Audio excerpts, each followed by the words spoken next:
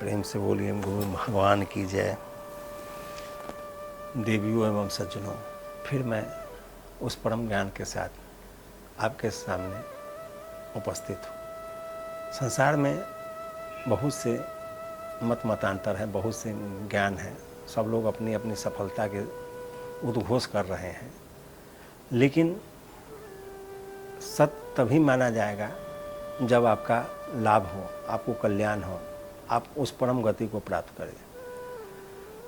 तो अवधू भजन भेद है न्यारा। जैसे महापुरुषों ने बताया भजन का भेद न्यारा है, वह इससे अलग है। भजन का मार्ग दूसरा है। जो हम संसारी लोग जिस भजन को भजन बता रहे हैं वह भजन नहीं है, वह उस भजन को प्राप्त करने का तरीका है। उसमें प्रवेश करने से ही आप उसको प्राप्त करते हैं, लेकिन उसी में उलझ कर अपने समय को व्यतीत कर देना भजन नहीं है।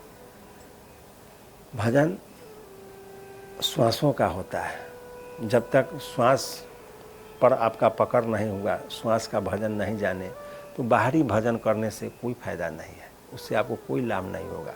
जीवन भर आप सारे तीर्थ, व्रत, उपवास, स्वाध्याय सब करके थक गए। आज दुनिया थक ही रहा है और लोग कर ही रहा है, लेकिन मिल कुछ नहीं रहा है। यदि कुछ मिल रहा हो ये सब करने से तो आप खुद समझ सकते हैं। यहाँ केवल नुक्सा में ही लोग उलझा हुआ है। नुक्सा में उलझने से कुछ नहीं होता है। बिन जाने बिनु अरस परस बिनु नाम लेत क्या हो। धन के कहे जो धनिया हो तो निर्धन रहे न कोई। यदि आप जिस चीज़ को नहीं जान रहे हैं, उनके बारे में नहीं समझ रहे हैं, केवल नाम ले लेने से कुछ नहीं होता है। और यदि नाम लेने से, यदि राम राम कहने से यदि भगवान मिलते हों तो मीठा मीठा कहने से मुंह भी मीठा होना चाहिए, लेकिन ऐसा होता नहीं है। भगवान राम राम ही कहने से मिलते हैं, लेकिन राम राम कहने का तरीका दूसरा है। ऐसे बड़े बड़े लाउड स्पीकर लगाकर टीवी पर, मोबाइल पर अनेक प्रकार के भजन चल रहे हैं, चिंतन चल रहा है, मनन चल रहा है, सब दिखाया जा रहा है, लेकिन श्वास का ही भजन होता है। यदि श्वास का भजन नहीं जानते हैं तो आप कुछ नहीं जान रहे हैं। आप प्रत्याशी हैं, आहें भर रहे हैं, कोशिश कर रहे हैं, लेकिन अभी दिशा नहीं मिल रहा है जिसमें आप चलें और पहुंच जाएं। अभी भटकाव है, भटक रहे हैं और दुनिया इसी में उलझा हुआ है। पाने का कोशिश सब कोई कर रहा है, लेकिन मिल नहीं रहा है। तो ज्ञान और ध्यान ये दो मार्ग हैं। तो जब तक आप ज्ञान नहीं समझिएगा तब तक ध्यान को नहीं समझ सकते। जब तक ध्यान नहीं समझिएगा तब तक ज्ञान को नहीं समझ सकते। ज्ञान और ध्यान दोनों एक दूसरे के पूरक हैं। जब ज्ञान समझ में आ जाएगा, ध्यान समझ में आ जाएगा, और जब ध्यान समझ में आ जाएगा, ज्ञान समझ में आ जाएगा। यही सूत्र है, इसी को समझने की आवश्यकता है। तो जैसे थ्योरी या प्रैक्टिकल में अंतर होता है।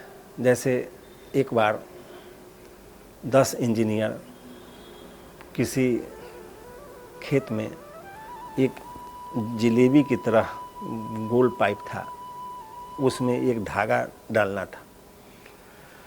वो 10 इंजीनियर 20 दिन से बहुत ज़्यादा परेशान हो गए, लेकिन कोई विद्या से वह धागा उसमें नहीं निकल रहा था। सारे दिमाग, सारे बुद्धि लगाकर वो थक चुके थे। उस खेत में एक रोज़ एक किसान आया और इंजीनियर से पूछा कि आप लोग 10 दिन से परेशान हैं, आखिर आप लोग कर क्या रहे हैं? तो इंजीनियर लोग कहा, तुम मूर्ख आदमी, तुम क्या इसको समझने गया, जाओ यहाँ से, इस बीच में डिस्टर्ब मत करो। तो किसान कहा, यदि आपका अनुमति हो तो हम इस काम को आपको चंद मिनटों में करके बताओ। तो एक उसमें से एक इंजीनियर उस पर काफ़ी में कर गया। जब हम लोग इतने पढ़े लिखे हैं, इतना कोशिश कर रहे हैं, इतना अपने पढ़ाई के अनुसार अपना सारे यंत्र तंत्र से उसको हम कोशिश कर रहे हैं जिसको हम धागा को निकाले, और हम लोग नहीं समझ पा रहे हैं। तू मूर्ख आदमी, कुछ जानता नहीं है, अंगूठा छाप है, जाहिल है, और तू इस बात को जैसे कह रहा है कि हम इस धागा को निकाल देंगे, भागो यहाँ से। उसमें एक समझदार इंजीनियर थे, तो वो थक चुके थे। उन्होंने कहा कि एक बार इसको मौका दे के देखा जाए, नहीं बोल रहा है तो इसका क्या विज्ञान है, इसको भी समझा जाए। तो सब लोगों की सहमति बनी। तो उस किसान को कहा कि ठीक है, तुम धागा डाल के बताओ। कहा जी हमको 2 मिनट का समय दीजिए। 2 मिनट में वहाँ गया और एक चूहा पकड़ के लाया, और उस चूहे की पूँछ में एक धागा बांध दिया, जो धागा निकालना था उस पाइप से, और चूहा को उसमें छोड़ दिया। चूहा उस पाइप में सम गया, और वो अपना इधर इधर से ठोक रहा है। जिधर जिधर ठोकता गया, चूहा घूमते उस पर निकल गया। चूहा के फिर पकड़ के धागा उसको धरा दिया। कहा लीजिए धागा, आप 10 दिन से तबाह थे, आपका काम नहीं हो रहा था। तो थ्योरेटिकल ज्ञान और प्रैक्टिकल ज्ञान में बहुत अंतर है। तो पोथी शास्त्र के मिलाकर आप यदि भगवान को जानना चाहिएगा और माया से जीतना चाहिएगा, वो कहीं नहीं हो सकता है। वो सब माया और ईश्वर का ज्ञान पोथी में थ्योरेटिकल ज्ञान है, वो थ्योरी बताया गया है। लेकिन जब तक कोई महापुरुष के सानिध्य में आप प्रैक्टिकल नहीं समझिएगा, तब तक वो सब थ्योरी बेकार है, उससे कोई लाभ नहीं होगा, और आपका समय भी उसमें बीत रहा है। तो वह किसान ज़्यादा पढ़ा लिखा तो एकदम नहीं था, अंगूठा छाप था, लेकिन वह प्रैक्टिकल जानता था, इसलिए वो इंजीनियर के दिमाग को भी फेल करके वो काम कर दिया। तो संसार में यह रीत है। इस ज्ञान के अनुसार अब एक राजा थे, उनको मुक्ति की बहुत कामना थी। वो दिन रात संत महात्माओं विद्वानों की तलाश करते थे कि कोई आदमी हमें मुक्ति का ज्ञान बता दे तो उसको हम पूरा राज्य ही दे देंगे। तो राज्य दे देने के नाम पर बहुत से लोग लोभ में उनके पास आने लगे, और लोभ से आते थे कि हमको मिल जाएगा, राजा बन जाएंगे। लेकिन राजा जब कहता था कि हमको ज्ञान का उपदेश करिए, तो जब उसको विद्वान लोग जब ज्ञान समझाते थे, जो पूरे वेद पुराण भागवत रामायण गीता सब पढ़ा है, फिर उससे पूछते थे ये क्या हुआ राजन, आप तो ये शास्त्र समाप्त हो गया, इससे तो आप सुनने से मनुष्य की मुक्ति हो जाता है, आपका कल्याण अब हो गया। तो राजा यही बोलते थे कि हमारे मन के अंदर का न काम क्रोध लोभ मोह समाप्त ही नहीं हुआ, कोई विकार ही नहीं समाप्त होगा, तो तुम कौन सा जैसे ज्ञान बताया जिससे हम तो मुक्त हुए नहीं। उसको उठाकर जेल में बंद कर देते थे। अब सारे विद्वान लोग उसमें फंसने लगे, फंसते फंसते बहुत से लोग जेल में चले गए। एक विद्वान के बच्चा थे जो काशी में पढ़ते थे, तो काशी में पढ़ते थे तो कोई संत महात्मा के संगत में थे, उनकी सेवा सत्कार से सत्संग करके उन्होंने कुछ ज्ञान प्राप्त किया। उनको पता चला कि हमारे पिताजी जेल में हैं, तो वह आया वहाँ से उनका लड़का, और वो राजा के दरबार में गया। राजा के दरबार में जा कर के राजा से बताया कि हम आपको मुक्ति का मार्ग बता देंगे। राजा दिन रात उसी इंतजार में रहता था जो कोई आदमी हो जो हमको मुक्ति का मार्ग बतावे। राजा बुलाया, उसको सम्मान पूर्वक बैठाया और कहा कि ठीक है आप बताइए विद्वान। तो वो लड़का कहा कि एक शर्त है कि हमको 1 घंटे के लिए आप अपना सिंहासन दे दीजिए। तो राजा तैयार हो गया, ठीक है। जब सिंहासन पर बैठ गया तो वह लड़का बोला कि मैं अभी से राजा हूँ। राजा बोले कि हाँ है। सारा सेना मंत्री सारे राज के ठाठ बाट मेरा है, तो हाँ है। तो उन्होंने सिपाही को आदेश दिया कि इस राजा को बांध दिया जाए। उसको बांध दिया। उसके बाद वह लड़का बताया कि फलाने जो विद्वान थे जो इनको उस दिन कथा बताया मुक्ति का, उसको जेल से लाओ और उसको भी बांधो। उसको लाया, बांधा। जब देखा विद्वान जी मेरा बच्चा हम ही को बनवा रहा है, उल्टा सीधा बोलने लगा।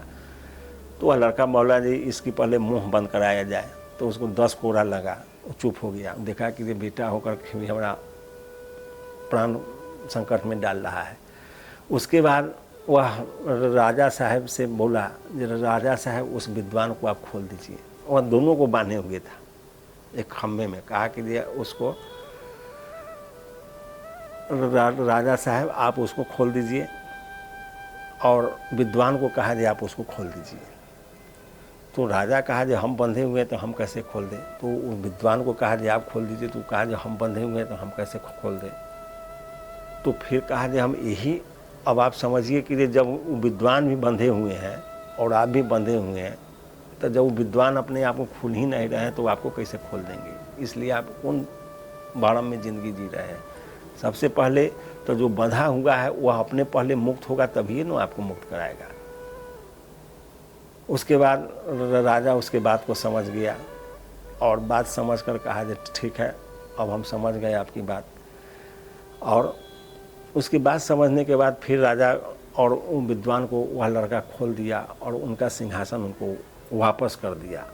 और उनको वापस करने के बाद उनको फिर वह ईश्वरीय ज्ञान को बताया, ईश्वर को प्राप्त करने के लिए क्या करना होता है, कौन सी विधि है। इसके लिए वह किसी न किसी तत्वदर्शी महापुरुष के शरण ग्रहण कीजिए, जो वो आपको परम तत्व परमात्मा के बारे में बताएगा। वह खिस्सा कहानी और यह सांसारिक नुस्खा से नहीं मिलते हैं, उनका भेद न्यारा है। उस भेद को समझ के ही आप उनको पा सकते हैं। फिर अगले भाग में मैं आपके सामने प्रस्तुत होऊंगा। तब तक जय गुरुदेव।